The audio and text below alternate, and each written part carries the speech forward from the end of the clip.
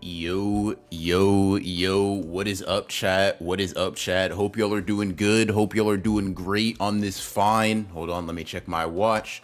Tuesday evening. You already know what it is. You already know what it is. Hope y'all are doing good, though. The familiar faces, always love to see them. What's up, Yokai Gotha, Zine, Big Yoshi, Mayura the Best, Africa AR, Leaf Blady, what's up, what's up, what's up? Hope y'all are doing all right. Hope y'all are doing all right. So, the itinerary for today's stream. The itinerary for today's stream. So we got a couple of things on the list, right? We got a look back discussion. I watched Look Back last night. Phenomenal movie. I want to talk about it a little bit on here. Decide if I want to give it a dedicated video, I guess. You know, with y'all's input, whatnot, blah, blah, blah, whoop-de whoop. Talk about Sparking Zero. Because that's been fun. I decided on a whim to get the recent edition, or the deluxe edition rather, so I could play it earlier. And let me just say, I think I made the right choice. Let me resize this a little bit. I think I made the right choice though. And then why did I do that? And then what we will be doing is reacting to a video that Leaf Blady sent to me, and basically, you know, sponsored for today. We're gonna be looking at a Dragon Ball and reacting to a Dragon Ball video in a little bit. But a couple of things. And then I also have an announcement, but we can save that for once more people get in here. Got an announcement in regards to, you know, something I've been kind of like talking about, gassing up, whatever for a while. So for the few people that are interested, we'll lock into that. But what's up? What up, Mozane? NJW. Stealing Lime, what up? The only Fujimoto one shot I've read is Goodbye Eri, and it was a 10 out of 10 for me, for sure. Goodbye Eri to me is Fujimoto's, like, it is probably my favorite work from him. Just gonna keep it a buck. I like it a little bit more than Look Back, but Look Back is really good, and the movie kind of just follows suit. Falls very much in line with that. Very, very happy with how that was adapted, but I'll let a little bit people get in here. Before I do. Thousand Year Blood War Part 3 sitting at 9.08 on my anime list. Very, very impressive stuff. Very, very impressive stuff, I will say. Very, very good. Will there be spoilers for the Look Back review? No, there won't be. Not only is it something that if you've read the one shot, you'll kind of get the gist of, but no, I won't be spoiling anything. Most of it will just be kind of like, talking about the aesthetics of it, as that was honestly the biggest draw for it as an adaptation, and also just like very, very broad strokes, no spoilers. You're good. The Goodbye Eri movie is going to be absolutely diabolical. If we get that, man, that'll genuinely be amazing. How was Joker 2? In a word, ass. But in a few more words, boring. Not particularly like profound or nuanced in what I think it was attempting to say, or rather what it was attempting to say that it said very early on in the movie. Something that combined with the trailer and like the 2-minute animated segment at the beginning of the movie, you kind of get the entirety of what the film is going for. And from there, aside from like the sort of like thematic sense, you're not really left with all that much to chew on, aside from, you know, just a genuinely good looking movie. Like you can't knock that. Joker 2, much like the first movie, although some may argue more so, is a very good looking movie. It has some really good shots, some interesting scenes from a visual standpoint. The musical aspect of it wasn't particularly great, even if you're someone that likes musicals, I would imagine, just because I think that I mean, I think that it's like, I'm not necessarily the biggest fan of musicals, but what I will say is that it didn't really feel like any of the songs particularly added to the vibe or anything that was going on. It felt like a movie that was forced to exist outside of any other context, rather than like artistry and blah blah blah. Yo, what's up, Creams? What up? You played Sparking Zero yet or not? Yeah, I played Sparking Zero yesterday. I haven't gotten too much playtime on it, maybe only like 3 or 4 hours. Simply because when I got Sparking Zero, I downloaded it, played it for like an hour, had to go see Look Back, and came back really, really late. And today I've just been kind of like running around doing a bunch of stuff. So that is that. But yeah, I've been playing Sparking Zero. Very fun game. Harder than I imagined it would be. And like the defensive aspect, bro. Like, damn, I got to get on my P's and Q's. I know. Fucking grade 8 Vegeta been running motherfuckers' pockets, but for me, the real tough one was Frieza, bro. Pulled up on Frieza. Like, grade 8 Vegeta, I think he killed me like once, maybe twice. Frieza, he wanted my lunch money. I'm not gonna lie to you. He really, really, really, really wanted to run me for everything that I was worth, and that was it was quite the revelation. I'm not gonna lie. But yeah, so let's see. Oh yeah, as for Look Back, I will say this. I tweeted it out, and I pretty much stand by this. Look Back is one of the most beautiful movies I've ever watched in my fucking life, dude. Holy shit. It's just a really, really good... Grade 8 Vegeta beat your ass up? That's fair, bro. But Look Back is one of those movies that, like, you kind of watch and you're like, damn, bro. I don't really get how they did that. Like, I get how they did that, but I don't get how they did that. And for a Fujimoto adaptation, that's kind of what you want. Honestly, I would say that he's lucked out. He's kind of made a he's kind of, what's the word I'm looking for? What's the phrase I'm looking for? He's got away with 2 really great adaptations of his source material, being Chainsaw Man Season 1 and the Look Back anime movie. But man, Look Back just feels like an entirely different level, man. It's a really, really, really beautiful movie from start to finish. I went to go watch it with my brother, and I told him that, like, even if the story was ass, the characters were ass, the plot was ass, like, there was nothing else of value for Look Back as a movie, which, by the way, there is. But even if none of those things were true, right, this shit will probably still get a positive review out of me just for the aesthetics and the animation and, like, the vibes that the entire production created alone, man. Like, it truly was cinema, a very fun experience. And it's also relatively short. Now, I didn't clock it exactly, but I think it's like maybe like just an hour and a couple of minutes over that, maybe. So it's a very quick watch. The problem really with Look Back is that it's so short that it's not going to get a full, or that it didn't really get a full theatrical release outside of having an interview being attached onto it for movie theaters over in the West. And for a lot of people, I'm noticing from what I'm hearing, like, you know, some Australian fans, people in, you know, I got my homie Mikey over there across the pond. Like, y'all are fiending. So I feel bad. Like, even here, I think I watched maybe the first and last showing of it. No, first and last is crazy. There were like 2 showings in my local theater, and it was like, damn, dude, this is a movie that you would really want to have more people see for sure.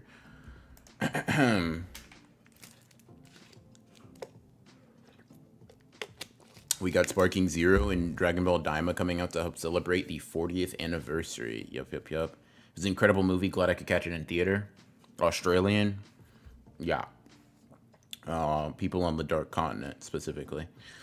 Chainsaw Man movie next. I wonder what it's going to look like. Probably fucking excellent. But, yeah, if I just had to guess.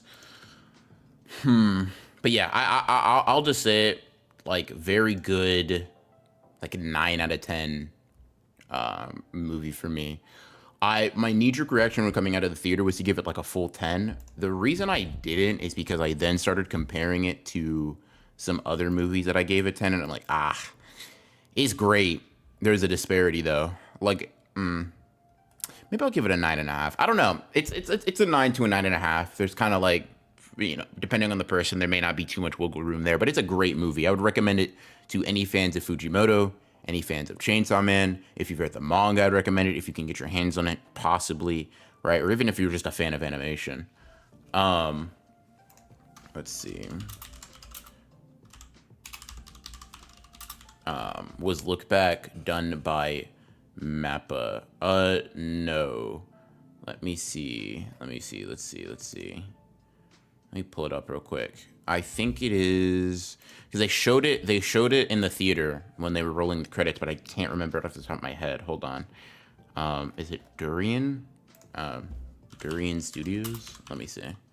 Sounds familiar, but that might not be true. Let me check for you. But no, I don't think it was done by Mappa. Yeah, Durian or Studio Durian is the studio that animated Look Back. I just checked.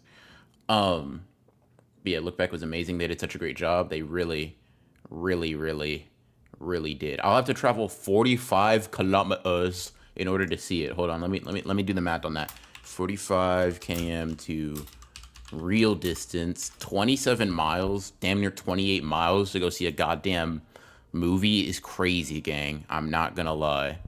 I'm not gonna lie. Not gonna lie. Not gonna lie. As for watching Rebellion, I mean, I plan to. I look forward to watching Rebellion, but I just got a lot on my plate right now. You know what I mean? Got a lot of different moving parts and stuff like that. The challenge never makes that stuff easy, so kind of, yeah.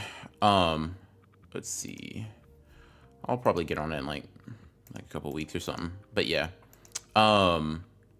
Let's see here. One has mostly good luck with his works. All of them Psycho and One Punch Man season 1.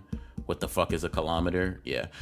One does have relatively good luck. Like, to get Mob Psycho as your anime adaptation, very fucking great. It honestly excuses One Punch Man season 2 and whatever One Punch Man season 3 might be. I'm gonna keep it a stack. But yeah, I traveled 27 miles to watch June 2 for the first time again. That's real. That's kind of real. I'm not gonna lie. That is kind of real. Have you fought Grade 8 Vegeta in Sparking Zero? Yeah, he tried to cook my shit, and he did for a little bit, but I cooked him back. No worries, no worries. But yeah, let's see.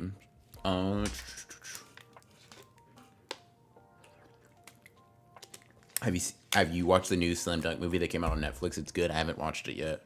I have not watched it yet. I've heard really good things though. I didn't know it was on Netflix. In all honesty, I thought that since I missed it in the theaters and it wasn't really showing often, I just completely missed it. But if it's on Netflix, I might have to spin it, check it out if I get, rather when I get the chance. Wait, Look Back is out in the U.S. Shit, it was for me. Maybe they just sensed my aura and said, you know what, that guy, Big Broken Ronin, yeah, he needs to see this expeditiously. We can't say this movie has really met its core audience until he watches it. So, but no, I think it has, like, assumably so.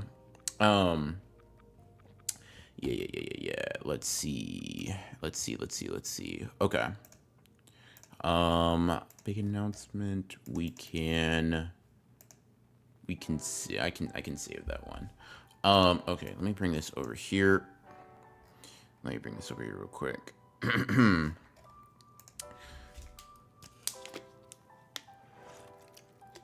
Emphasis on big announcement.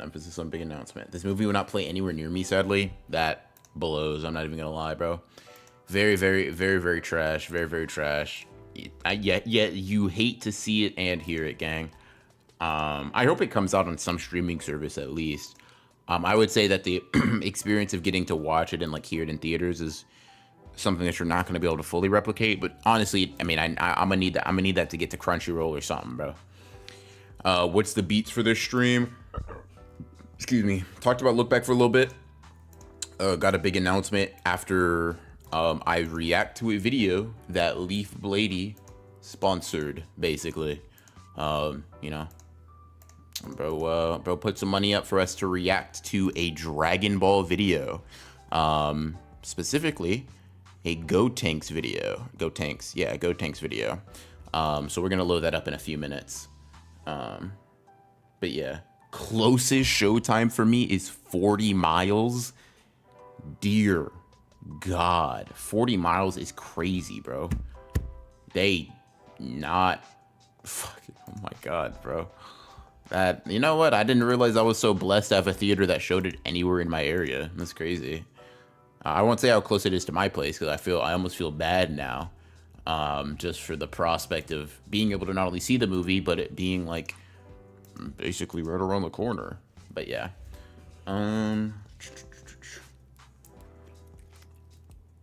Gotenks at shooters, I guess. No, I don't think it's it's not a video in praise of Gotenks, but it is indeed a video about Gotenks. This creator, let me put him on screen for y'all. his creator,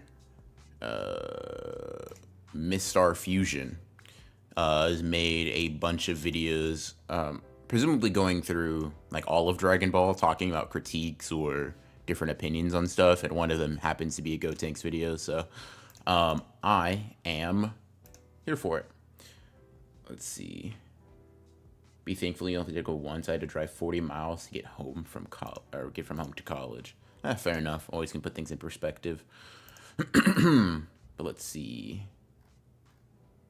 Let's see here. All right, chat. I think this is only going to be like the second time I've ever reacted to a video on stream. Granted, the first time I think I was reacting to somebody like debunking my video, so kind of apples to oranges. But it is what it is. React Andy time. I'm gonna try to lock in. You know, not just steal this video, give meaningful and thoughtful input. You know, but if you see me fall into the typical React streamer ways, chat, snap me out of it. Break me out of the genjutsu.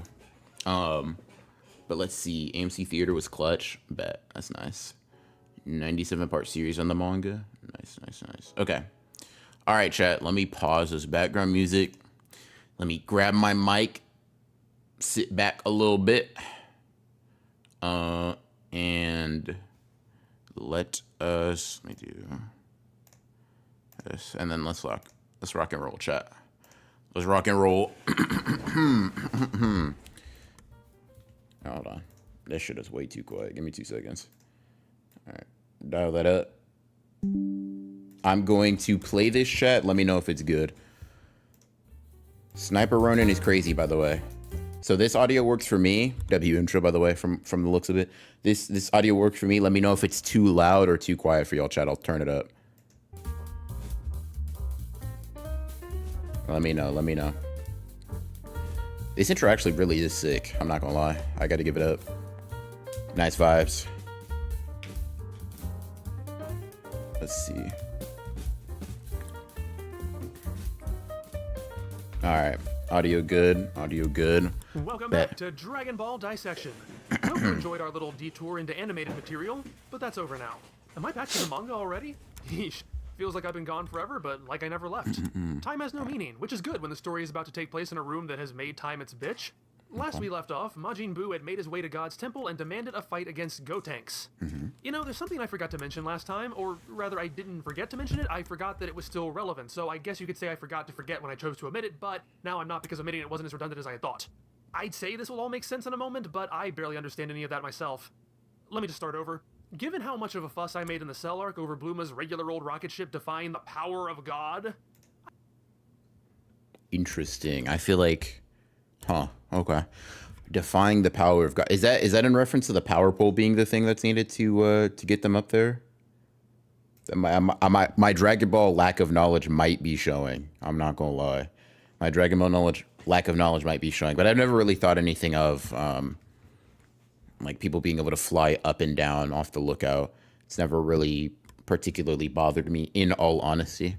It's interesting that is something that he made note of, though. I think there were at least a few of you curious why I didn't even mention Buu doing the same thing. Well, that's because I figured since I'd already covered that, there was no use in dwelling on it. I had forgotten that I had let that earlier instance off a bit easy, rationalizing that perhaps she was able to bypass the temple's stated protections due to there being no god to enforce them. I said I overlook it in this one instance because surely, if this was attempted while there was an active god, things would not go well for the perpetrator. So now I have just one thing to say. Hey Dende, you're useless. Oh, also you grow very slowly and randomly change sizes and outfits. See, I didn't forget about that either, I just didn't have anything to say about it. It seems as though Toriyama has completely forgotten there is anything special or mystical about this temple other than it being really high. So, one thing I'll say, and I'm curious to see how people feel. I don't know what statement he's referring to specifically. Like, one, it's in like Japanese when he shows it on screen, so I couldn't like pause and read it. But I'm just gonna take what it is at face value, that there's some like barrier protection enforced by God that's like supposed to stop mortals from coming up there. One explanation that I think could be had for it is just simply something you would say also with like the Dragon Balls, which is that Kami or whoever is in power on the lookout is not able to enforce rules or things like that onto creatures or being stronger than themselves, which is like a pretty consistent thing in Dragon Ball, right? Take, for example, to use the Buu saga, Buu turning a motherfucker into candy and that usually killing them, right? And that's typically his hacks overpowering another character. They succumb to it, blah, blah, blah, wooty, wooty, whoop.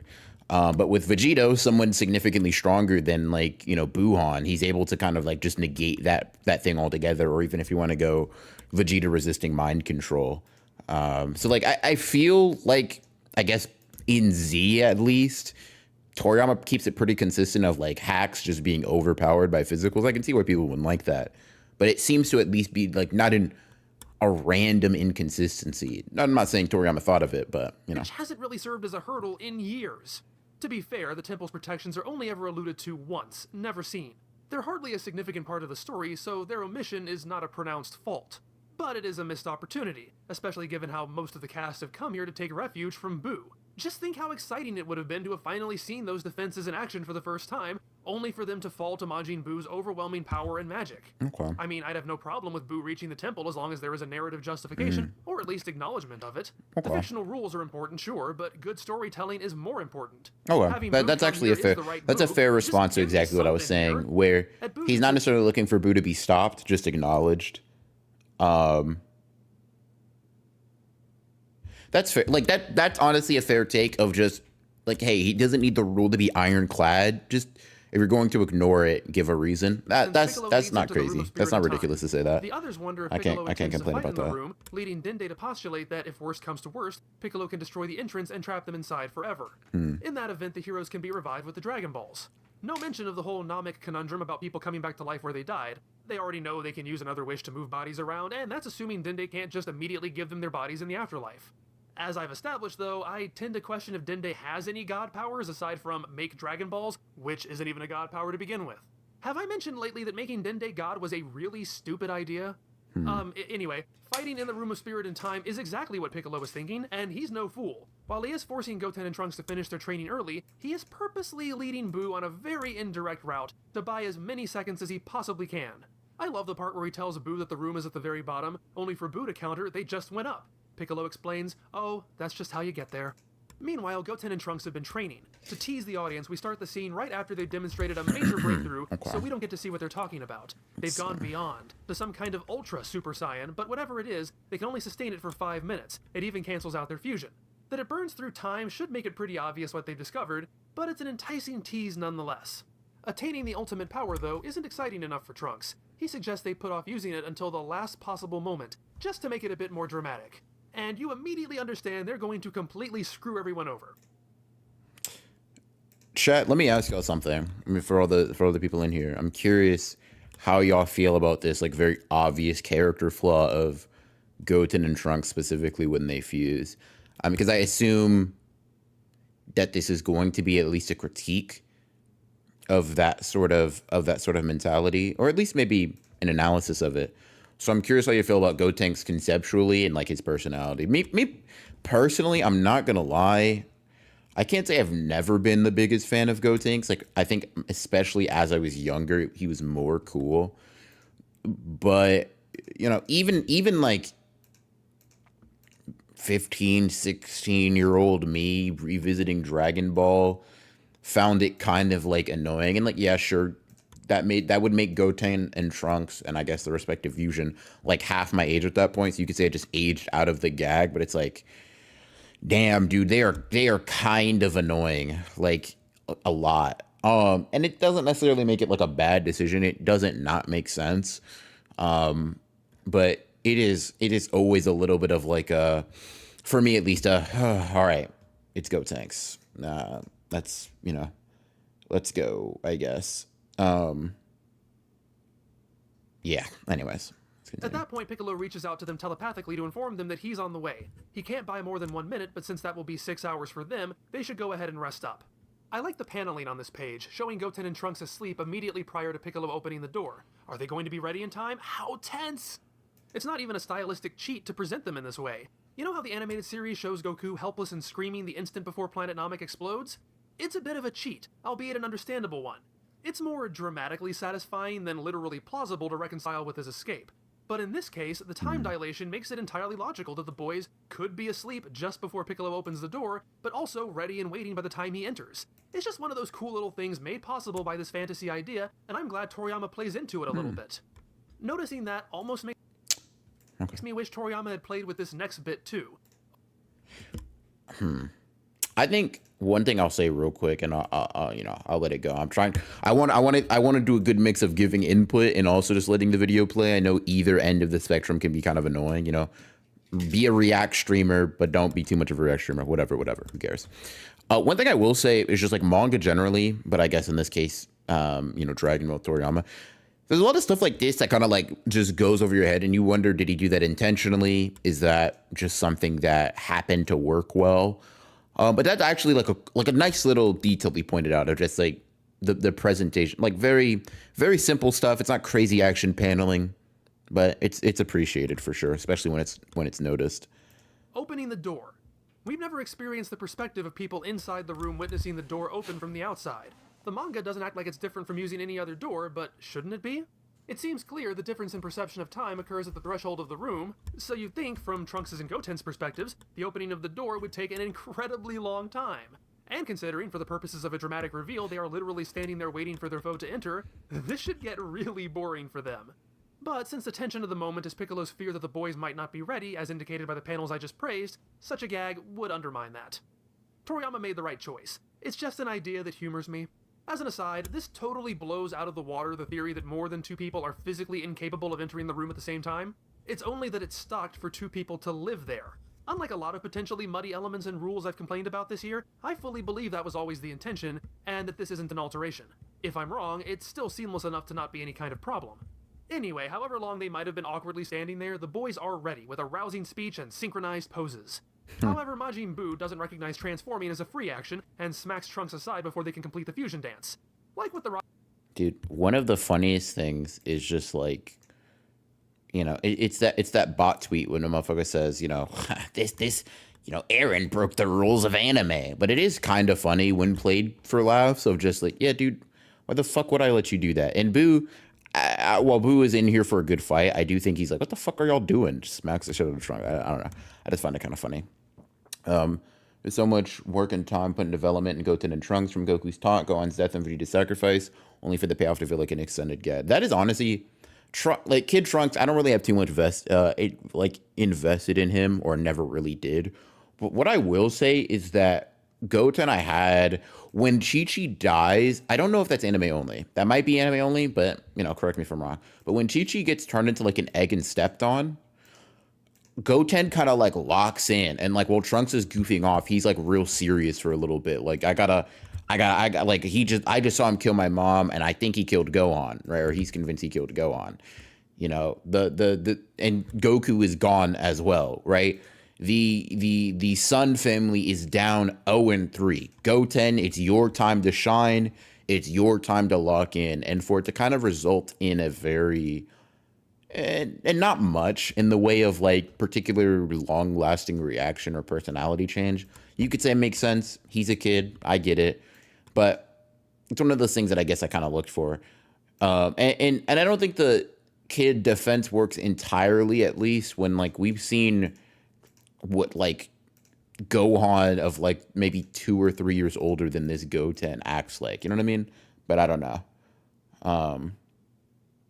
Rock, paper, scissors to decide a match. This is one of those gags that the heroes have both derided and participated in. It's not as if Goku hasn't taken advantage of the same thing before. The boys do at least calm Buu down enough that they are able to get the transformation done. And so it begins. Toriyama says in his note for this chapter, the players in Dragon Ball are assembled, so now I plan on coming out with one special attack after another. Spit my Pookie. What up, Pookie Bear? What up, Misery? The series is going to largely be non-stop How you fighting doing? until the end. Hope you're doing, Oh, hope joy. you're doing fantastic. And I know dismissive comments like that help fuel the idea that I just hate fighting. Amazingly, there are so many people who seem to think that. So before I jump into another long combat stretch and another long arc, let me reiterate what my position is. Generally speaking, a lengthy action set piece in a story, divorced from any context, is like fireworks. Both of them can grab my attention. I can admire the technical prowess involved. For a time, I can even find them enjoyably diverting and exciting. But eventually, I'm going to find myself looking at my watch and going, Okay, I've seen this. This is loud and boring and nothing is actually happening. Can we please move on? To me, action is a flashy diversion, but it's meaningless if it's not furthering plot or character. 2018's Broly movie is a perfect example of this. It has a first half I greatly enjoyed, with characters and storytelling I was quite invested in. Then the story slammed on the brakes so that Roid Rage could fight Goku and Vegeta for what felt like forever. And I don't remember any of it except for the moment where Frieza kills Paragus, because that was really funny. The fighting should be a conduit for the story, not self-indulgent for its own sake. I love the lightsaber fight in The Empire Strikes Back. Okay, I'm gonna let him finish the point before I make a response. Struggle it represents. In the Owl House, the dance choreography Luce and Amity performed to defeat the Grom is top-notch, but I care because of how it represents the deepening of their relationship. And it's not like Dragon Ball hasn't accomplished both. How many times have I praised the fights of the Saiyan arc for presenting meaningful grief, furthering Gohan's character development, and using Goku and Vegeta to represent nature versus nurture? Okay, let me let him finish making his point. I want to hear the entire thing. When DB fights drag for me, it's when they're so long they all start to blend together, when the spectacle outweighs the substance, and when Toriyama uses most of them as fake-outs, failures to which a lot of time is devoted, but that ultimately help in no significant way at all. Okay. So, I will say that I largely agree with the point he just made. Fights for fight's sake is not necessarily like great. I also agree with the aspect the comparison to fireworks kind of, I feel like it diminishes it, although you could just say I don't have a respect for like the craftsmanship and like artistry that goes into making a good fireworks and a fireworks show. Like you could very much make that point, right? But I do feel like the fireworks comparison is meant to be kind of relatively demeaning of it, like intentionally, like he's trying to make a comparison that is showing fights as like just flashy, whatever. And I think, I think that's fine, right? I think that's okay. It's not like a crazy take to have, and just being completely transparent. But what I will say is, in the same way that there's validity in just character moments with no flash, no flair for the dramatic, or just like very down to earth, I think there is something to be said about fights that are great for just fighting sake, due to the artistry that goes into it, due to the craft that goes into it, right? Like take for example, here's the thing. Here's what's tough, right? You can never truly divorce the character from any particular moment in any even generally competent manga, right? For example, if you see a Piccolo versus second form Frieza, for example, right? Piccolo coming in here hot off the heels of fusing with Nail and just being so fucking exuberant and out of his fucking mind. Like, yeah, dude, I'm about to beat the final boss's ass, right? That sort of reaction, that overconfidence, not even overconfidence, but like the way Piccolo acts when he feels like he has that advantage, the enjoyment of that battle, it shows that, like, not only Saiyans get something out of it, right? And then I also think that there is just something to be said about, does it necessarily develop Frieza or Piccolo here? No, not technically. Does it display traits that they already have? Like, for example, Piccolo's sort of a bit like willingness to hold back to test his opponent. Actually, relatively similarly to Goku, kind of showing maybe a little bit of how they were able to become so quickly, or how they were able to become allies so quickly. There's also the aspect of like Frieza doing the same thing and kind of like taunting everybody and slowly but surely bringing out these transformations as a tactic to, what's the word I'm looking for? Instill fear, right? So it's not to say that he's entirely wrong. I think that fights for fighting's sake does not. Okay, I'll put it like this. A fight that is only about the choreography will probably never be as good as a fight with equal choreography, but more on the line, stakes-wise, story-wise, character-wise, thematically, right? I don't disagree with that. But I do think that there is something to be said about, like, it is technically impressive and interesting to consume a fight that is really well crafted tactically and visually. I think that is like equally, it is equally okay to acknowledge. Now, I understand that on a reread, maybe it can feel a little bit less engaging, but the same thing can be said about character arcs and things like that. Knowing it doesn't necessarily mean that you can't appreciate or have a new understanding for certain things. Like, for example, I've gotten into, and I said this on another stream, I've gotten into like fight breakdowns, right? With like, like watching people like break down like Dragon Ball fights from a choreography perspective, right? And that's like it's an interesting thing to watch. Not because I'm like they're analyzing the characters, but seeing everything that goes into it, to me as a fan of art, is just genuinely engaging. It really just is. So that's kind of how I feel on that particular topic. Like I said, I like 80 to 90% agree with the guy. Maybe I'm just a little bit more fond of the, meathead, more basic aspects of battle shonen. Like I just think that's part of it. Are there any long fights that feel like just fights to you? Fighting for the sake of fighting, I mean. Fighting for the sake of fighting. Like you could say that you could say that a lot of fights are, or at least maybe certain portions of it. Like I would say there are certain portions of like the Sukuna fight that don't really do much to establish character, or at least meaningful character, move the plot forward, but are there to be engaging, show an aspect of the power system, show the tactics of a character, and things of that nature. Right, I generally think that's the sort of the approach in a lot of things that way. Or a lot of King and Ashura fights, sure, have a purpose, have a motive, but they're more spectacle, right? So I don't know. I see value in both. I don't think it's crazy to not as much though. Completely unrelated note, Gotenks. I feel he is considered a divisive character. Despite my withering sarcasm and literally everything else I just said, I absolutely love him. This is actually one of my favorite fights in this story arc. Hell, it's among my favorites in the series. It's played entirely for comedy.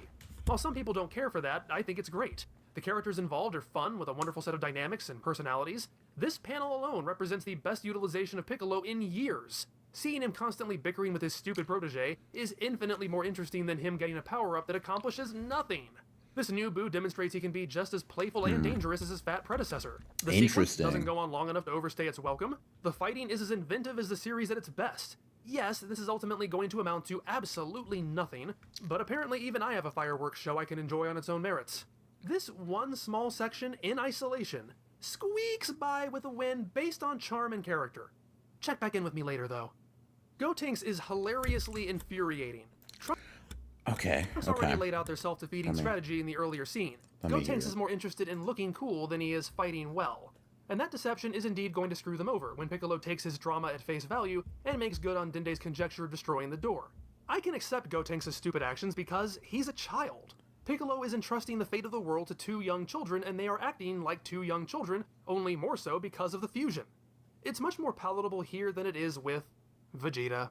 Look, I know, but it keeps being a useful comparison. It may not seem like it sometimes, but jump back to my 2015 to 2017 videos. I actually really do like Vegeta a lot, just when I think he's written well. But at his worst, he's a brooding jackass. At least Gotenks is a fun jackass. If anything, this proves my point all the more. We see here that Vegeta literally has the same level of maturity as a 7 and 8-year-old. The other point of contrast is that Vegeta's attacks and strategies become such generic blunt instruments. Given what a scheming tactician he can be, it's especially frustrating to see Vegeta become such a head-on key spammer in the latter parts of the series. Well, Gotenks... I don't think that's a crazy take, but I don't know. I do think that there's context for a lot of that, right? Like, for example, right? To say early Vegeta is like a schemer and a plotter, right? Like, yeah, sure. But the thing to note is that he's not really like that when he thinks he's stronger or when he knows he has an advantage, right? Take, for example, him landing on Earth.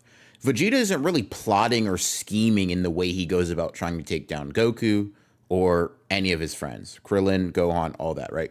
He doesn't take them very seriously. He doesn't immediately eviscerate them. He doesn't do the things that, like, someone that is only interested in the pure tactics of it and the win would accomplish, right? It's really only on Namek where he feels a need to do that, and that's because more than anybody else, he's distinctly aware of how fucking fried he is if he faces Frieza how he is right now head on, no immortality, right? It's one of those things where, like, yeah, he has that tactical nature or ability, but it's not really something that shows itself when Vegeta has any remote amount of confidence in himself, right? when he's trying to get a specific end goal of getting the Dragon Balls, yeah, he'll plot and scheme and be a little bit more mindful of those things. But like, why be a tactician against imperfect Cell, right? Second form Cell, like, nah, bro, I'm gonna just blow his dumbass up. Yeah, and that kind of, and you can see that because it kind of returns, like in not necessarily in tactical in battle, but tactical just in terms of the way he's going about it is just okay. Yeah, when Beerus shows up, I'm going to not fight this guy. I'm going to acquiesce to his demands and be this and be that, right? Vegeta is not like stupid. I think, well, you can argue he's kind of stupid sometimes, but I don't think he's like, his stupidity or his dumb actions come from an overconfidence more so than like a lack of ability to reason. You know what I mean? All right, bro. What the fuck are you doing? Let's see. Spam and shit.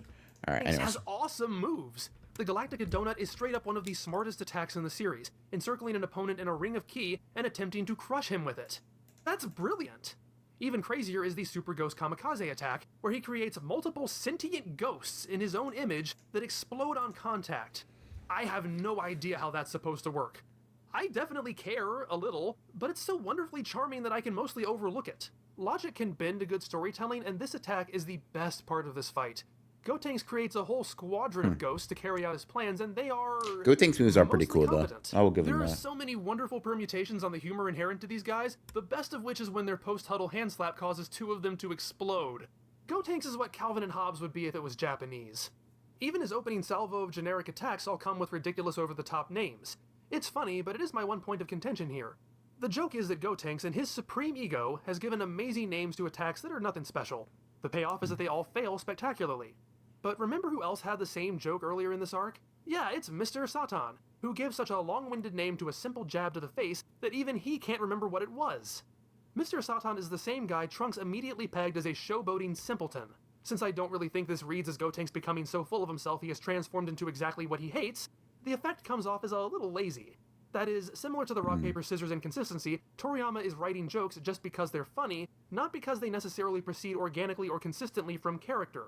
The latter is almost always more satisfying, so while these jokes work perfectly fine, I can't help but notice this pattern. Perhaps more than anything else, I like Gotenks for what I feel he can represent. Remember that this arc opens with the promise of a next generation story. Goku is gone, most of the other main characters of Goku's inner circle have been shuffled off to obscurity, new characters are introduced, even a new Goku enters the story. Now, this isn't the first time Dragon Ball has tackled the theme of a new generation taking over. It is carried to fruition in both the 22nd Budokai arc and the Piccolo arc through the character of the Muten Roshi. In the disguise of Jackie Chun, he ultimately concedes against Ten Shinhan when he realizes that the next generation of young martial artists are in a good position to take over from him. This shift is realized when he sacrifices his life against Piccolo, paving the way for Goku and Ten Shinhan to step up in the final battle. This marks the realization of Uranai Baba's divination, the first of many times that Goku would save the world. What is it about that moment at the tournament, though, that causes the Muten Roshi to realize he is no longer needed? What is it that had caused him to take on this role in the first place? Well, he says it. Jackie Chun exists as a barrier for his students, an example to demonstrate that there is always someone stronger. Okay. Goku and Krillin had exceeded his expectations, and he worried that they would become too arrogant if they believed they were the strongest. It's only at this point he decides that the facade is no longer necessary, that his students have the discipline and drive to keep them on track without his trickery. Now that same wizened master is about to die again, without any fanfare or acknowledgement, because two up-and-comers from a new generation completely lack that same discipline. I think it's eerie to consider Goten and Trunks as what Goku and Kuririn could have been. Okay. To be fair, Goten and Trunks are literal children, not independent teenagers, and they probably shouldn't have the fate of the world on their shoulders, but Gohan did, and he's only become a massive disappointment. I kid, and I've already gone through how Goten and Trunks are written differently than prior child characters in Dragon Ball. Let's just take that off the table. I like the idea of Goten and Trunks as a cautionary tale. I'm actually curious to see exactly how and why he makes that distinction. Because, there obviously is one between the way Goku, granted he's a teenager, and Gohan are written as, kids or very young figures. But I'm kind of curious where that distinction comes from. The kinds of morality and discipline taught by Kame Sennin can have horrific results. Ultimately, the entire story arc is going to prove that both the characters and the story were making a huge mistake in passing the torch to this next generation. They're a failure. Things must stay as they have been. If Goku can't do it, no one can. The end of the story inverts the beginning. Do I think that was Toriyama's intention? No. I think he wrote it this way just because it was funny. Gotenks is a failure for the same reason Piccolo in the Frieza arc is a failure, the same reason Ten Shinhan in the Piccolo arc is a failure. The story needs red herrings to string the audience along until the real solution shows itself. I don't know if I think that the story like reverts on that or like reneges on that promise by the story's end. You know, something something spirit bomb, something something energy of the entire planet and everybody cooperating, something something. Like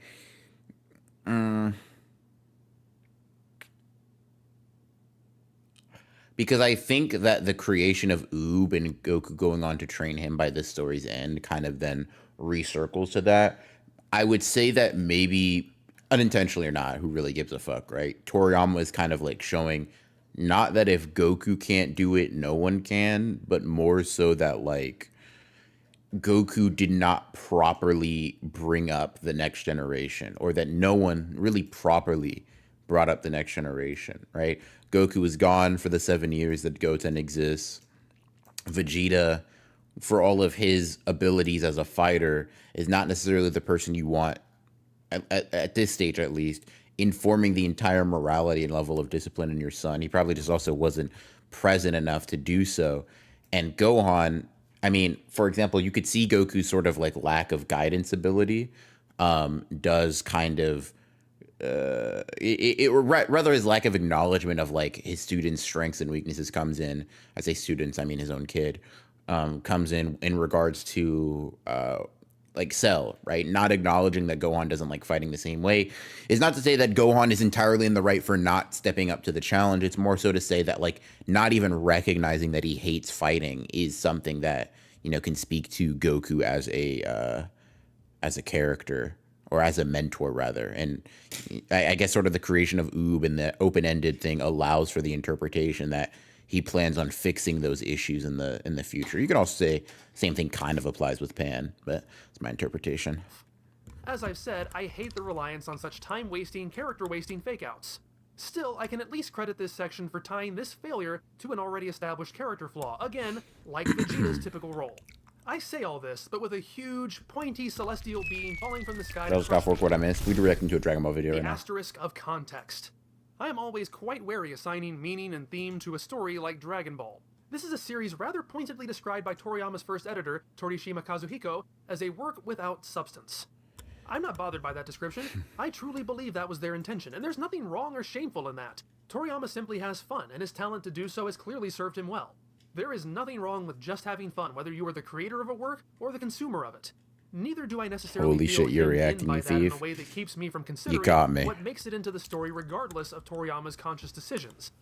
While I think intention is important, what ends up on the page is what counts. That means the consumers of art are free to find meaning even if that was not necessarily the author's intent. It also means that I'm not going to give a story credit for failing to successfully follow through on themes, plot, or characters, even if that was the author's intention. All that said, when I analyze Dragon Ball for all of you, I try my best to keep separate what I think Toriyama is going for versus what my personal interpretation is. Fans finding their own meaning is fine. But there's nothing more obnoxious than someone who insists their pet theory is the only valid interpretation. In other words, keep your headcanon out of my timeline. And if you're doing the heavy pencil lifting to fill in gaps to support your theory, at least be cognizant of it. For example, I've never felt that Goku becoming more merciful as he grows older is intended character development. As I've said before, I feel the character tends to be written for whatever's expedient to the story, which leads to him coming across as somewhat inconsistent. Many fans have filled the gap by stating that training with God is what taught Goku not to kill his opponents. Prior to that, he seems to have no issue ending lives, but after that point he shows mercy on a recurring basis. Until he doesn't. There is no evidence in either version of the story to even remotely suggest that Goku's training had anything to do with ethics. In fact, Goku has to stop God from killing Ma Jr. But by inventing such an idea, those two disparate reactions from Goku suddenly make sense. Again, if you see it that way, that's fine. But you are having to do some of the writing to get there. If an idea successfully comes through in the story, even if it's an accident, that's great. But when what's explicitly in the text starts fighting against that reading, that's when I become hesitant to give it too much credit. I don't at all think Gotenks is intended to be a cautionary tale, nor do I think the Boo arc is intended to demonstrate that the next generation needs to get their act together, or that the previous generation neglected to instill proper values. Okay, If it so is, we agree in that it kind of regard. fails at it, given that the idea never actually goes anywhere, with one tiny possible exception at the very end. The kids never learn a lesson. Goku steps back into his usual role, and the status quo of who the hero guy is largely reset to what it was before Cell. The message ends up reading as, it's time for the next generation to take over, never mind, who cares. It's very awkward to shrug that off the way the story does. It's not an intended message, but it very clearly comes across that way. Super Saiyan 3 is The idea an of this story interesting, passing off to the next generation is undeniably all over the text. Super Saiyan 3 is such a funny thing to exist in the story, man. But I don't largely disagree with this view on writing, though. But the whole concept just awkwardly or fizzles this rather view than on, carrying through. And we haven't art even gotten to poor interpretation or Gohan whatever. yet. Contrast that to Vegeta, whose through line in this arc will reach a purposeful conclusion by the end of the story. Yes, I'm using Vegeta as a positive example. I really don't have a furious grudge against him. Ultimately, my appreciation of this unintended moral works for me in the same way the fight itself does. In isolation.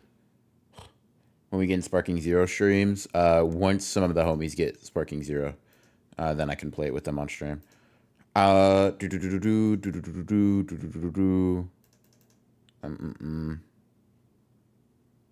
Okay. And then Ikiki will write an empty chapter and motherfuckers on Twitter will be like, I see it. Hey, man. Just like how the fight itself I don't is know. fun, It's a funny, blurry and line short to enough me. for me to overlook how ultimately It's a useless it blurry line. is, the idea intrigues me enough in isolation that I can, in just its own context, overlook how the story ultimately does not bear it out to any satisfying degree. I can't hold back. Goku says lying through his teeth while fighting Vegeta. Yeah, it's... Yeah. Yeah. It's... yeah. Yeah. Yeah. Like so much of the Boo arc, it's a fascinating nugget that goes nowhere. To be clear, I'm not dinging the story for not being what I interpreted it to be. It can be whatever it wants. But like with the Temple's forgotten defenses, I want the storytelling choices to be made with a sense of purpose. I want established ideas to pay off, not simply fill time or look cool before being discarded for the next cool thing. That the Boo arc doesn't follow through on my idea isn't a problem, that it doesn't follow through to anywhere is.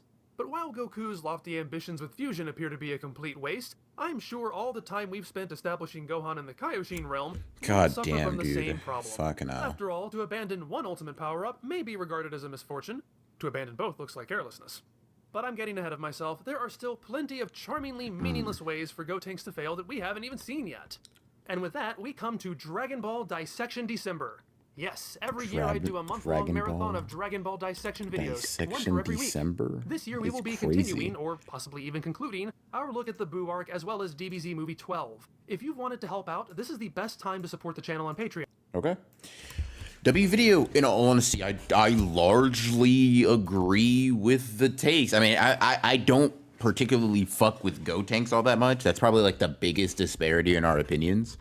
But I'm gonna be honest. Aside from that, like I said, I've given my caveats. I wanted to, you know, comment, react, whatever. Not fucking steal. Miss Star Fusion, by the way. Miss Star Fusion is the person. If you guys are interested in his other videos, I may react to some more of them on stream. Who knows? But if you guys are interested in just watching them on your own, this is indeed the channel. But yeah, it was a solid video. Leaf Blady, thank you for recommending it to me. He usually does those once a month. Gotcha. Yeah, this was a solid vid. I have to take a mega piss, and I will be doing so right now. I'll be right back, chat.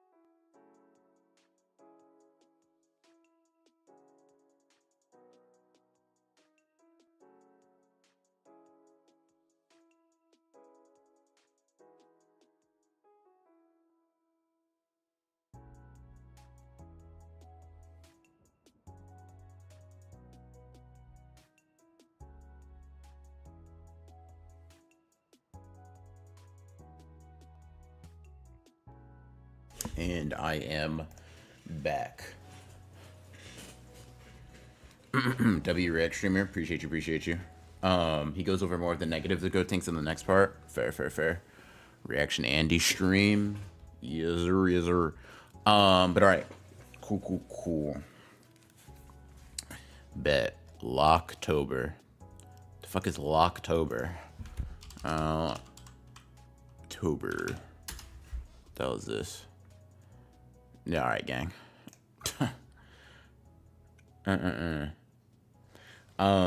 What do you think about Dragon Ball? Very good series, very fun series. I love the fuck out of the manga. 8 out of 10. That's that I think like a very powerful, potent 8 out of 10 is like how I feel about Dragon Ball. Personally speaking, I know a lot of people feel like they can't rank it, and I guess I get that, but yeah, that's where I'm at. Any more WRX? We just yapping for the time being. I also wanted to say real quick for all the people that care, I'll probably announce it on like next time I do like a what's the word I'm looking for? Like a bigger stream, maybe like another JJK related stream. I'll announce it like the official announcement, right? But I'll just let y'all know. I figured out how to do the camera angle for the drawing streams, which means that I have the membership things set up. So that is just being reviewed right now. As soon as that, like YouTube basically gives me the okay, and they're like, yeah, that's cool, that works. The memberships will go live. Just to let y'all know, it's the things for the it's the only tier I have, but things for the tier are live streams, member only live streams every Tuesday. So that would take the place of like a stream today. It could be a drawing stream. One thing I'm also considering is doing some playthroughs that wouldn't normally perform well on here, and like put them over there. So like, for example, Persona 5 would probably show up over there. And stuff like that, right? So the exclusive live streams, and then what I'm also gonna do is maybe I'll do like maybe once a week, maybe once every 2 weeks. I haven't fully decided. We'll kind of play it by ear, see how it goes.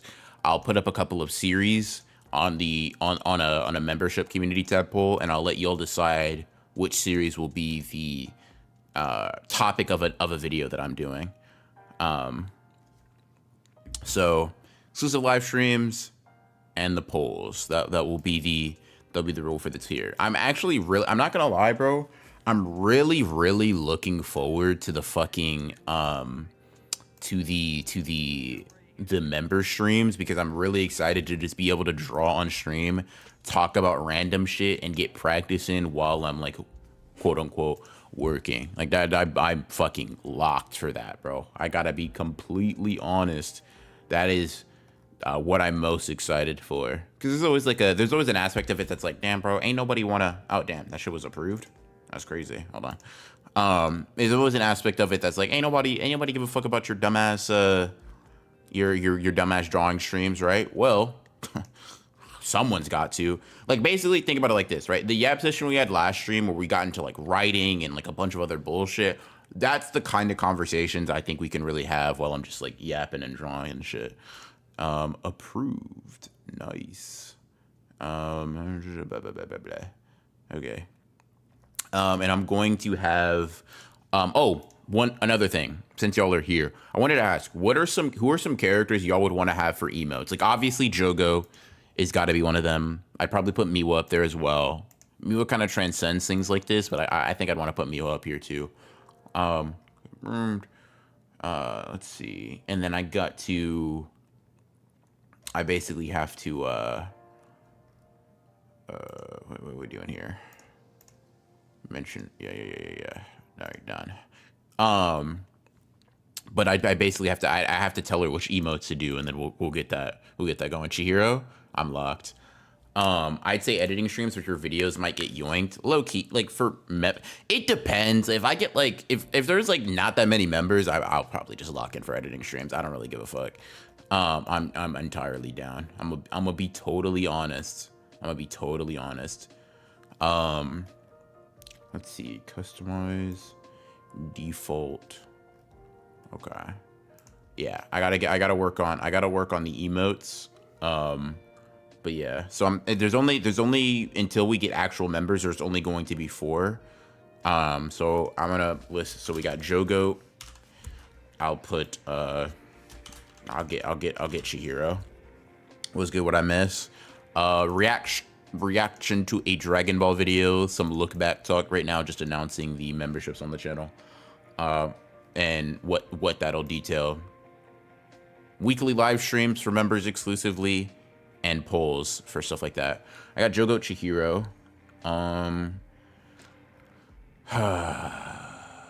The question would now be, what else?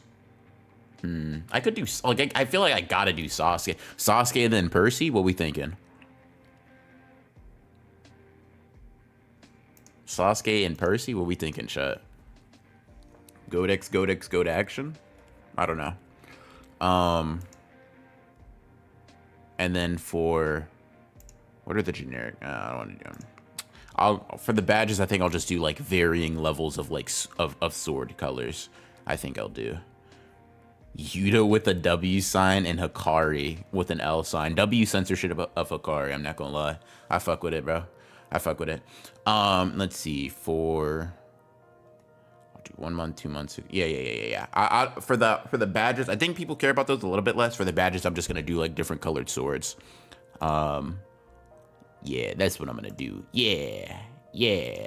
And then I'll get the emotes going.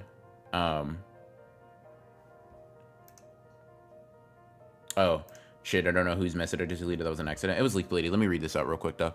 By the way, I was curious, what do you think is the worst arc of Dragon Ball, and which is your least favorite if they're different? My least favorite and the worst arc in hold on. Let me look for original Dragon Ball real quick and see if there are any that I don't particularly like. Give me 2 seconds. Because my knee-jerk reaction is just the Buu Saga for both.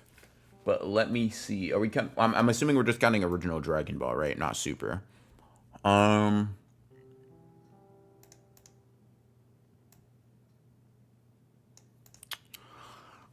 I mean, I honestly could say something like, hold on, like the General Blue arc. Like, I don't know if that's the worst. It might, something like that might be my least favorite. It's just like some of those early Dragon Ball arcs are kind of fucking boring. Let me see though. Let me double check, right? Let me check my Carfax on this. But I feel like some of these are just like, they're just kind of like whatever. Of Z, it's very obviously the Buu Saga, but I feel like shit like, I don't give a fuck about General Blue, gang. Like I really don't. But I don't know if I have like negative feelings. I have some negative feelings towards the Buu Saga, whereas General Blue is just kind of like boring, I guess. Like I just don't really care. So I'll say General Blue or Buu Saga. Either one of those are fair. Quick question: do you see Sasaki Kojiro as an antagonist or deuteragonist? I don't think that they have to be contradictory. I don't think it has to be an either or. Yeah, I don't think it has to be either or. In all honesty, I think what's the word I'm looking for? Where the fuck did that ring go, dude? Jesus Christ! Whatever. Shit fell into the ether. I'll find it later. I think Sasuke is a good example of a deuteragonist that is an antagonist for a large majority of the series. Have you read the Dragon Ball Super manga? What's your rating? I have read the Dragon Ball Super manga. Like a 6 out of 10. Yeah, like a 6 out of 10. Maybe like 5.5. Yeah, I have it at a 5.5. 5.5, 6, depending on how I'm feeling. It doesn't have a lot of the same artistic charm that Toriyama's manga does. The characters feel more incongruent with where they were at before. And honestly, I feel like a lot of the arcs are just like less interesting versions of what the anime does. And that's saying something, because I don't think the Dragon Ball Super anime is like riveting material.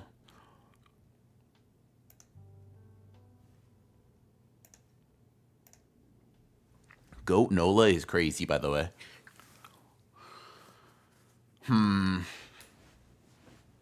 Yo, chat, I really feel like the ring just disappeared. That's actually crazy. Hold on. Granola making that shit a 7 out of 10 is wild, bro. I'm not gonna lie. But hey, I guess I kind of respect it. I'm gonna be honest, for Dragon Ball specifically, I kind of what's the word I'm looking for? Kind of shoot. What am I trying to say here? I just kind of pivoting back to it. I have this stance that most battle shonen are not particularly funny. Like, most battle shonen authors are not really great at their comedy. So with characters like Gotenks, I don't really rock with them when they're primarily based on their gag, because they just, like, I'm not saying Toriyama specifically is unfunny, just like he's not, the gags themselves aren't like hee ha ha enough to kind of like justify their existence to me.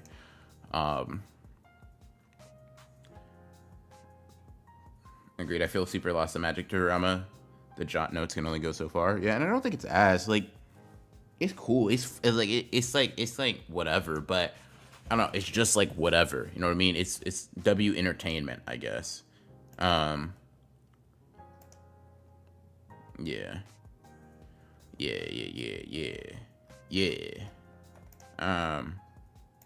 It's kind of where I'm at. You have a favorite comedy manga / anime? Grand Blue. I haven't read Grand Blue in a minute. One, because it's like monthly, that takes kind of frequent hiatuses, and I want to make sure that when I do read it, I read like a decent portion. But on top of that, I'm also low key scared because it's been a few years. I'm low key nervous because currently I have it like a 10. Like, I fucking love that series, right? But you ever have a series where you're nervous that like if you revisit it, you might not like it as much, and you kind of just want to preserve the memory of it? That's kind of how I feel about Grand Blue. Do you have Boruto and Dragon Ball Super on a similar level? Yes. Although, in all honesty, Dragon Ball Super is better to me. But it's a tough comparison, because I'm sure Boruto would be better to me if Boruto focused on its prior characters in the same way Dragon Ball does, right? Like, if Dragon Ball Super was sort of like a fucking like a Boruto Next Generation style thing, where we're focusing on like Toyotaro's version of Goku's or Pan, whatever, right?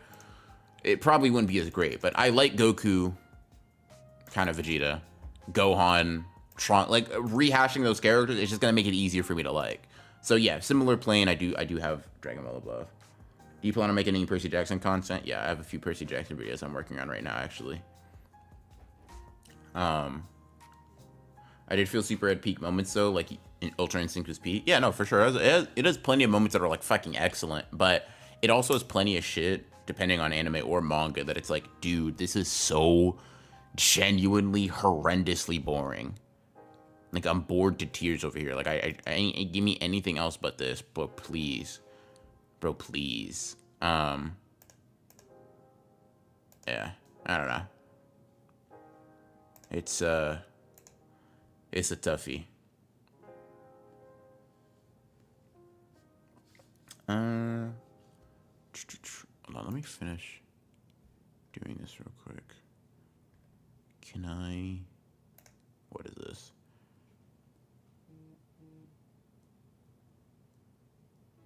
How do you feel about Jiren? He's kind of meh. Very meh. Tracksuit Gohan gives me war flashbacks. Who are you telling? Who are you telling, man? Who the fuck are you telling? I got UI. It got UI, but it also has Ribrianne, so yeah. That's basically that's the problem, isn't it? Right? That's the issue. With Dragon Ball Super. It's just so inconsistent. By the way, if you, I'm not sure if you saw my comment, but if you make a Homura Akemi head tilt / flip, I'll get a membership right when they drop. I'll make sure to keep that in mind. I'll talk to Liv about it. But yeah. You do remember that one line Supreme Kai said there are like 20 planets in the universe with life on them? Shit had me cringing so hard. I mean, whatever. Fictional universe has fictional rules, but like, I do agree. It's just a very funny fucking. It's a funny thing to say. You know what I mean? It's a funny way to go. Are you interested in the new Bleach game? Fuck yeah, hell yeah. I'm very interested, very excited. Locked in. Goku from the anime. Goku in the Goku Black Saga is the worst one. I mean, yeah, I guess so. Yeah. Let's see. Yeah. That's pretty good. Now, real talk. All right, bro. Hold on. Now, real talk, BR. Is my girl justifiably mad at me for saying I'd save my Beyblade over her if the house was burning? I fear she's tripping. I'm not gonna lie, gang. How many Beyblades are we talking about? Like, if it's one or two, you're fucking tweaked, all right? But if it's a whole stockpile, a whole collection, she's gotta understand, bro. She's gotta understand. I fear. Cause like okay, if it's only a handful, you're an asshole, right? You just gotta leave those. Your broke ass can get a new Beyblade. A whole collection though, yeah, she's like I said, she's gonna have to get it. I feel. 20 Beyblades? Oh, of course. Because here's the thing, right? The Beyblades can't get up and walk. Your girlfriend can, though, assumably, right? You know, if not, then we're having a different conversation. But if she has legs same way as you, you know, she can run. The Beyblades can't, though. They need assistance. I have like 20 some, but I only love 7 of them. I think 7 is an amount to where you should still save them, though, bro. I'm not gonna lie. 20, tell her she better grab some. Like I'm saying, bro. Like, look, because here's the thing, right? You're in the burning building. Have you considered leaving it? I don't know, man. Have you tapped into the anime season BR, Dandadan, Bleach, Blue Lock, Uzumaki, ReZero, etc.? I've tapped into Dandadan, Blue Lock, Bleach, and not Uzumaki nor ReZero. But yeah. What's the cutoff line for the Beyblades? I think 10, 5. I mean, 10 is for sure. 5 is a little low. I would say 7 is honestly like 7 and up, like low key, right? 7 is like it's a number where you're like, damn, dude, I really did try to get these. Like, you love 7 of those Beyblades. I mean, let me just say this, right? You love one girlfriend. You love 7 Beyblades. Last time I checked, 7 is greater than, like, you know what I'm saying? You know what I'm saying? Like, I don't know, man. How many characters are you predicting for the new Bleach game? Dude, I'm going to be honest. I would not be able to tell you. Like, you're going to have probably all of the captains, maybe a few of their assistants. So let's just call it 13, right? Let's just assume you get no assistants. It's just a Gote 13. I'm assuming you're going to get all of the Espada, right? So that's another like 10, right? So 23 plus you get like Ichigo or Hime, Uryu, Chad, right? So you're getting, what is that? 27 so far. I honestly don't know like what the average is for a fighting game though, of like the type of Bleach's ilk, you know what I mean? So I don't know. What character would you main in the Bleach game? Toshiro first.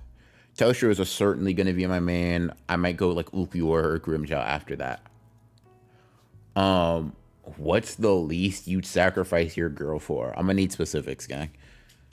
I'm going to need specifics. Like Beyblade specifically. Here's the thing, right? Beyblades aren't necessarily my ministry to that degree, right? So like it would take a lot. Like it would be a lot of Beyblades, right? It would take a lot of Beyblades, but if you're talking like, okay, for example, right, my manga collection, shit, the whole bookcase, or my girl, like that's a, you know what I mean? That's a whole bookcase. That's a lot of books. That's a lot of books. Like all of my Percy Jackson collection, like every single book gotta go. Some of these covers, they don't sell no more. You know what I mean? Some of these covers, they don't sell no more. Let's do a soul match. Toshiro Mirror. Loser never touches the character again. Yo, gang, what the fuck is wrong with you? Are you demented or just an asshole? Well, why would you do that? That's crazy, bro. When the Bleach anime ends, you think they'll adapt the light novels? I don't know. Not immediately. They might do like a special though. They might do like some specials. Yeah. Which I could only save 3 books. Jesus Christ, dude. Fuck. Nah, no way, bro. Whoever loses is just lore accurate Toshiro. Shadowstar, don't fucking don't lose the goodwill of Hikari again. You sound so scared. I cannot lie. Listen, bro, I'm gonna be honest with you. If the option is fucking, you know, win and make you lose your goat, something I don't really give a fuck about, or lose and make me lose my goat, like, bro, what? Shit.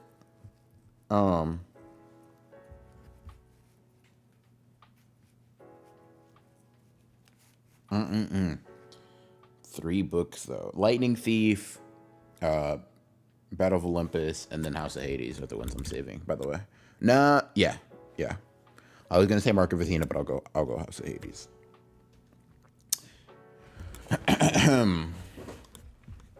Is the Hell Arc in Bleach still happening? I don't know. Legend has it that every time the Hell Arc is mentioned, Kubo pushes it back a day. So.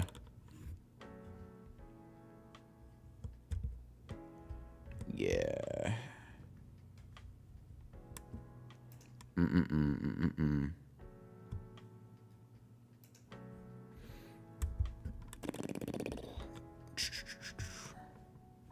These are your top 5 Bleach characters. In no order. Toshiro Ichigo, Ukiura, Aizen,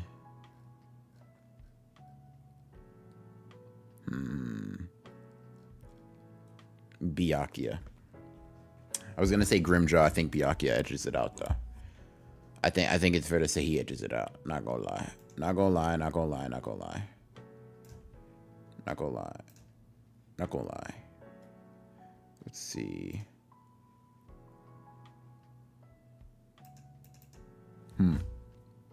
Where's Shinji? Oh, brother. Shinji, huh? Let me not hate. Bro's OST is hard, I'll say that. Nah, no Kenny. Nah, Kenpachi cool. He's not my top fighter. He's not my top fighter. He's cool. He's a cool dude. You know what I mean? I'd hang out, swing a few swords with him, you know what I mean? Try to kill each other, you know, have a beer after that. But top 5? Nah, not quite. Nah, not quite.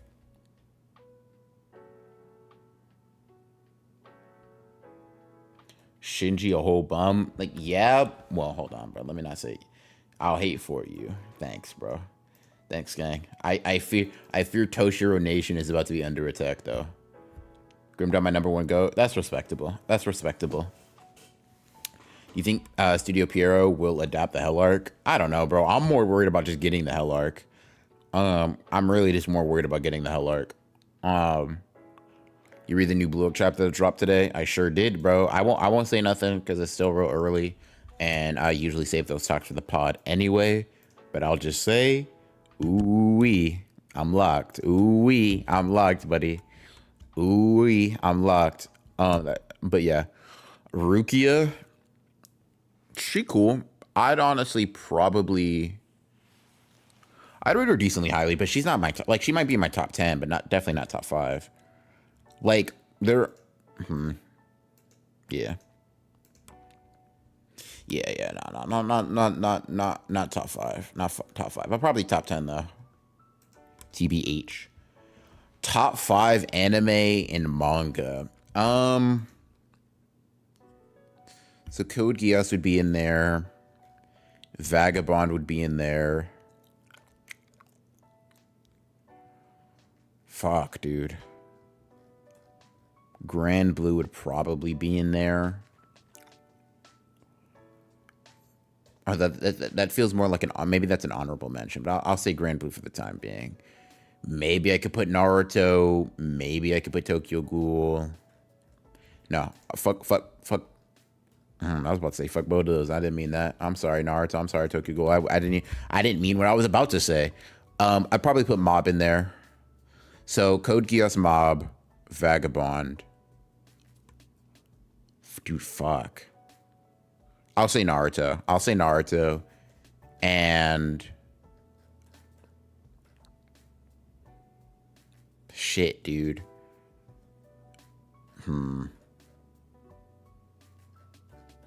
It's just truly. And then I'll say Haikyuu. Bro.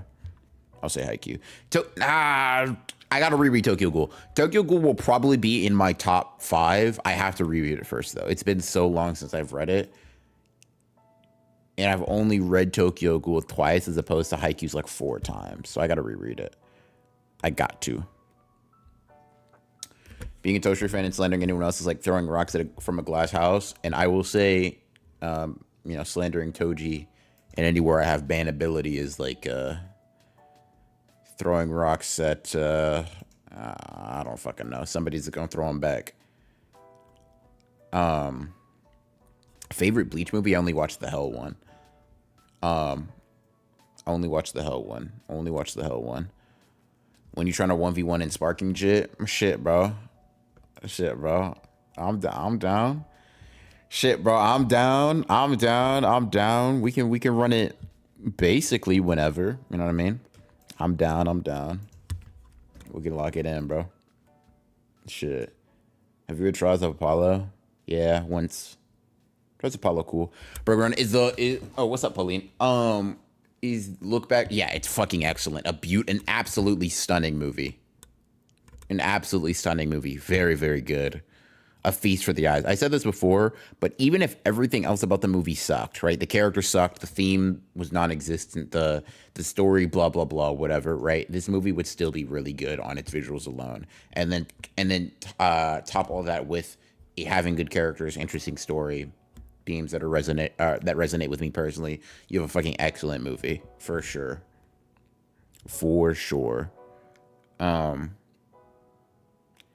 Let's see.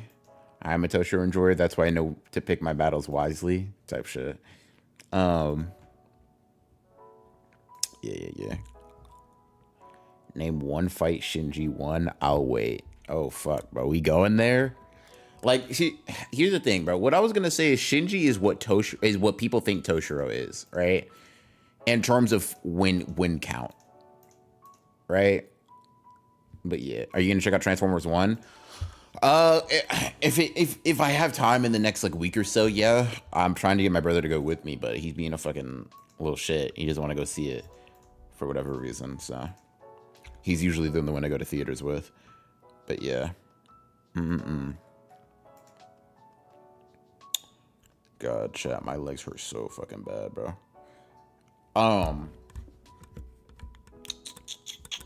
Yeah. God, bro. You know what? Nah, I gotta keep that video close to the chest. Okay. Let's see here.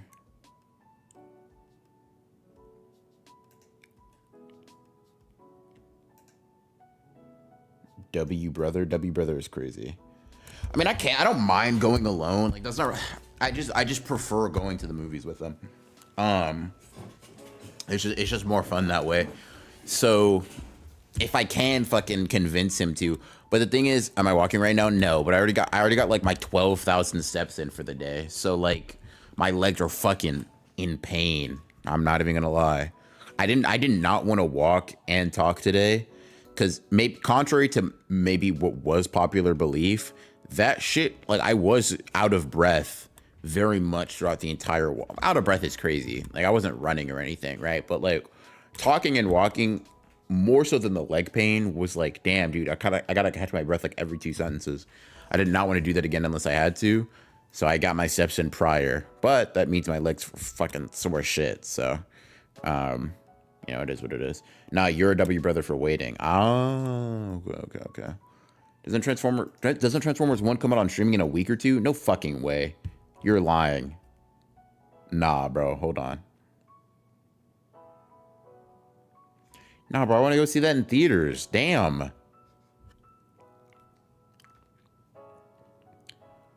Nah, bro. All right, hold on. Let me see. Talking and walking is rough. Yeah, talking and walk. I think it's more rough when you're doing it by yourself, right? So like I'm just talking to myself. Like yeah, granted, you guys are saying stuff that I can respond to, but there is no like even your responses or something I have to kind of like say out so chat knows who I'm addressing. But if you're having a conversation and walking, you know, you get some time to catch your breath while another person's walking. That's much easier. But it's the single player aspect of it. No, bro. Hold on. Let me see. Transformer 1. I got a Transformers 1 showtimes. I gotta lock in there. Hold on. All right. When they got showing it. All right. I have to hold on. Let me hit my brother up, bro. Let me hit my brother up. Who's my favorite Transformer? I don't give a fuck about Transformers. I just want to see the movie. I heard it's really good. Let's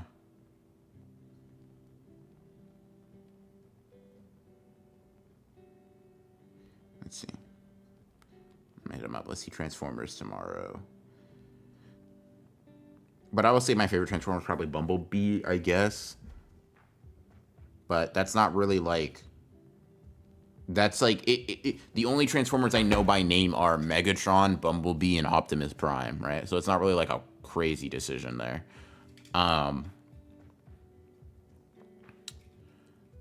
When the Outlast stream, it'll either be this Friday or Saturday, probably.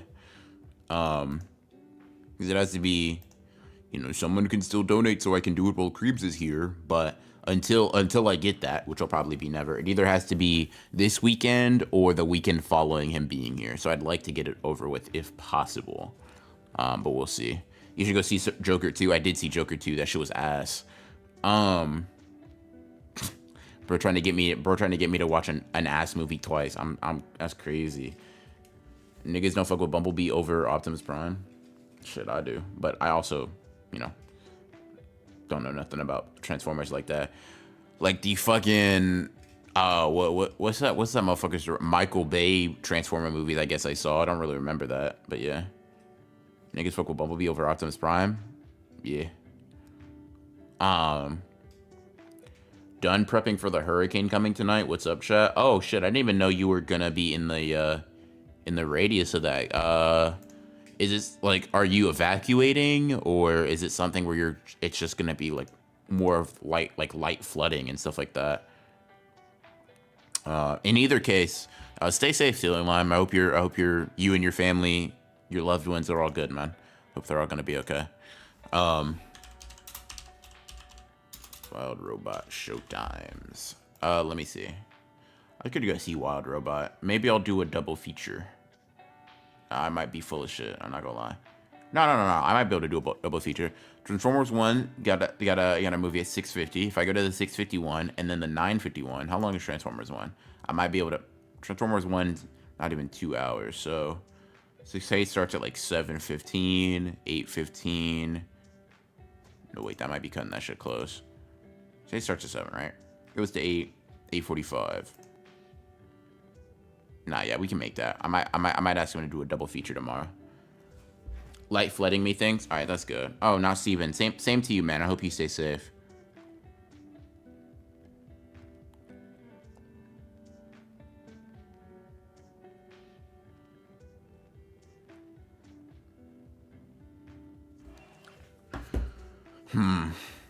Yeah, for anybody in chat, honestly, you know, Seeing Lime, and not Steven specifically, but also if anybody is living in Florida, I mean, that hurricane just sounds like fucking like a disaster, man. So I hope you guys are staying safe and being all right. Yeah.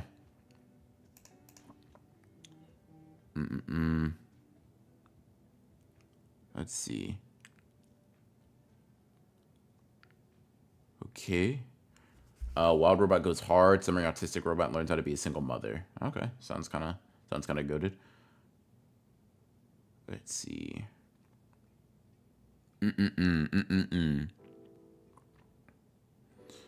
All right. all right, chat. I'm not gonna lie. I'm itching to either draw, eat, or play Sparking Zero. So I'm going to cut the stream a little short for tonight. Cool 90-minute, hour and a half little stream.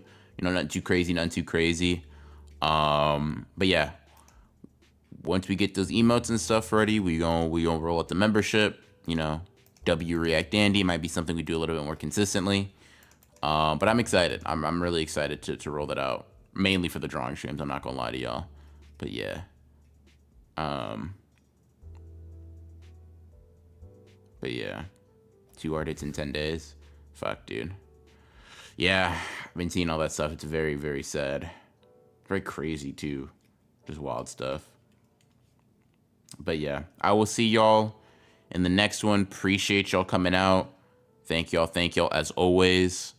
And you have a good rest of your nights, mornings, or afternoons.